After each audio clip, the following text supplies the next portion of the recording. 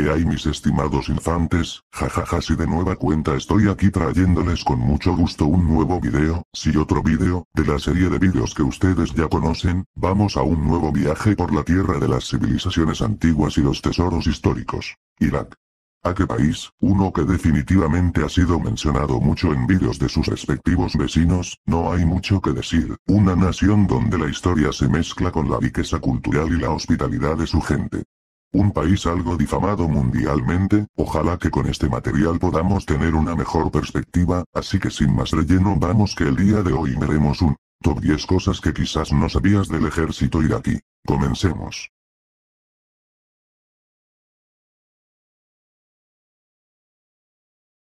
Número 1.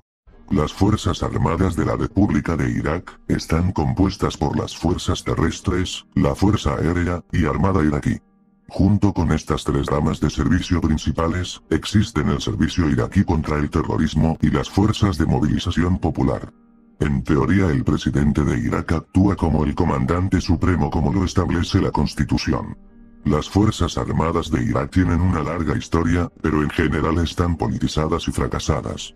Se formaron inicialmente a principios de la década de 1920.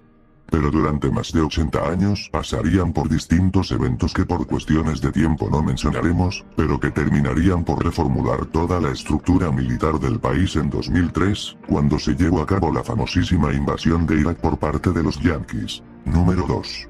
Las Fuerzas Armadas entraron en combate por primera vez en la Guerra Anglo-Iraquí de 1941. Y que de manera resumida esta fue una campaña militar aliada liderada por los británicos durante la Segunda Guerra Mundial, contra el Reino de Irak, bajo Rashid Gailani, quien había tomado el poder en el golpe de Estado iraquí de 1941, con la ayuda de Alemania e Italia. La campaña resultó en la caída del gobierno de Gailani, la reocupación de Irak por los británicos y el regreso al poder del regente de Irak, el príncipe Abd al-Ilah, un aliado británico. Toda una pieza de ajedrez, entre los aliados y las potencias del eje. Número 3.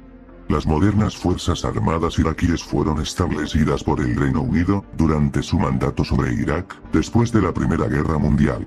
Antes de eso, de 1533 a 1918, Irak estuvo bajo el dominio del Imperio Otomano y luchó como parte del ejército de este último. En un principio, los británicos crearon los Iraq Levies, compuestos por varios batallones de tropas cuya principal misión era guarnecer las bases de la Real Fuerza Aérea, RAF, con las que Londres controlaba Irak. Número 4.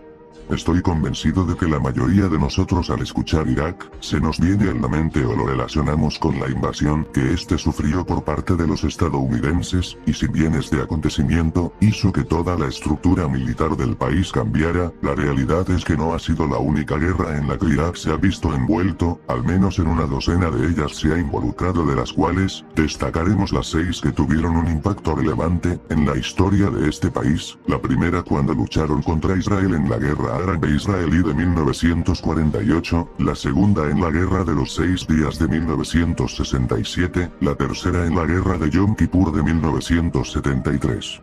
Por su parte se libraron 2 guerras con los kurdos entre 1961 y 1970, y entre 1974 y 1975.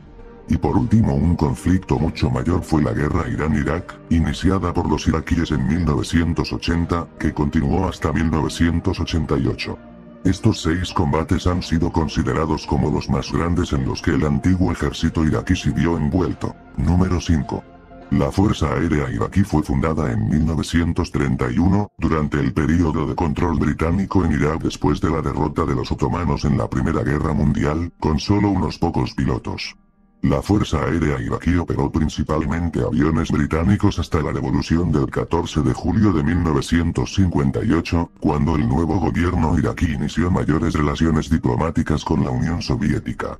La Fuerza Aérea utilizó aviones tanto soviéticos como británicos durante las décadas de 1950 y 1960.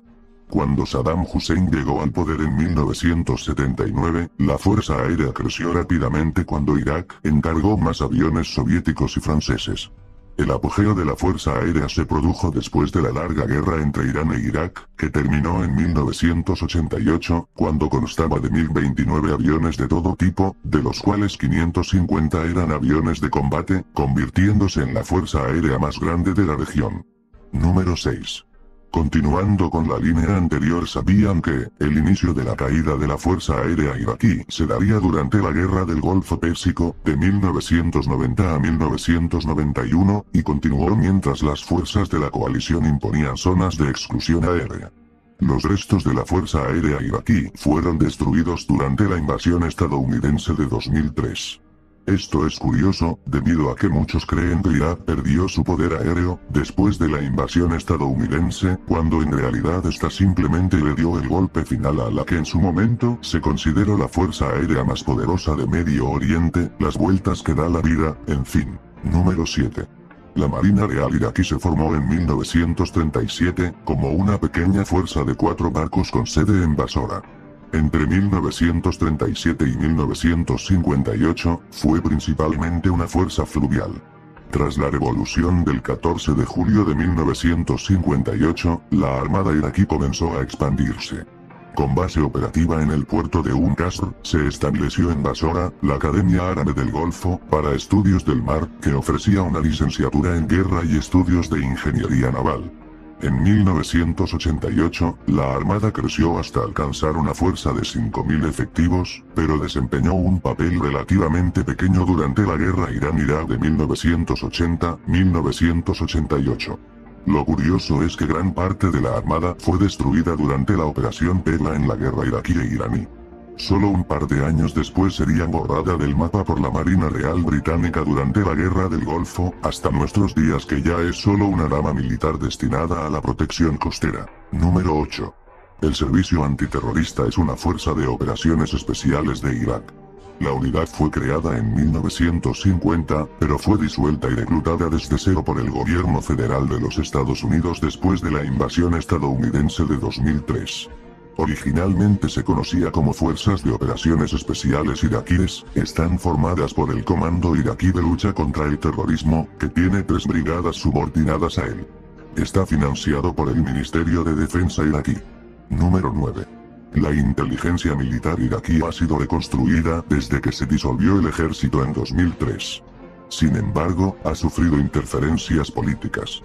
Según informes, a mediados de 2009 el primer ministro al-Maliki despidió al general de división Jamal Suleiman, director de inteligencia militar, y asumió él mismo el puesto. Según informes, al mismo tiempo el primer ministro había despedido al director de la inteligencia nacional iraquí. Número 10.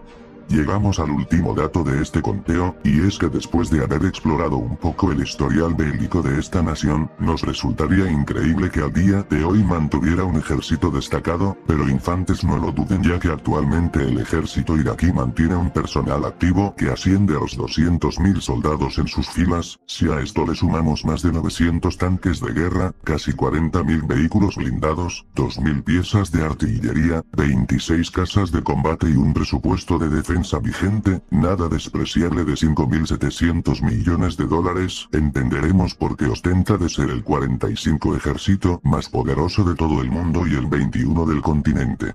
Si no se explican no se preocupen, la respuesta es simple, injerencia estadounidense, con eso les aclaro el porqué. Y pues bueno infantes, espero que después de estos 10 datos sobre las Fuerzas Armadas iraquíes, ya puedan conocer un poco más sobre este gran ejército asiático, uno que como pudimos ver, ha tenido esa mala reputación, generada por líderes y dictadores mediocres que han manchado la imagen de esta gran nación. Bueno, si el vídeo fue de su agrado no se olviden de compartirlo, darle like y por supuesto suscribirse al canal. Si ya lo hicieron les recomiendo demasiado que activen las notificaciones del canal para que de esta manera YouTube siempre les avise cuando suba un nuevo video. Y nada mis estimados infantes, reciban un cordial saludo de parte de su amigo Cabo Joel.